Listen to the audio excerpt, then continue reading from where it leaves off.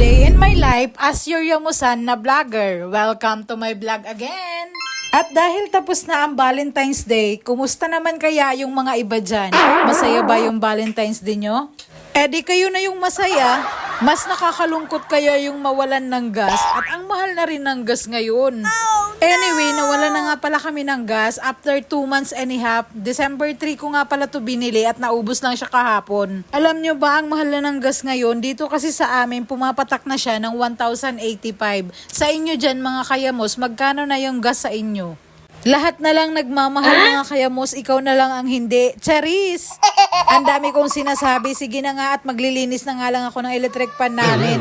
Magto 2 weeks na nga pala tong walang linis-linis, kaya nilinisan ko na. Naaawa na ako sa kakatingin, madumi kasi. Charis!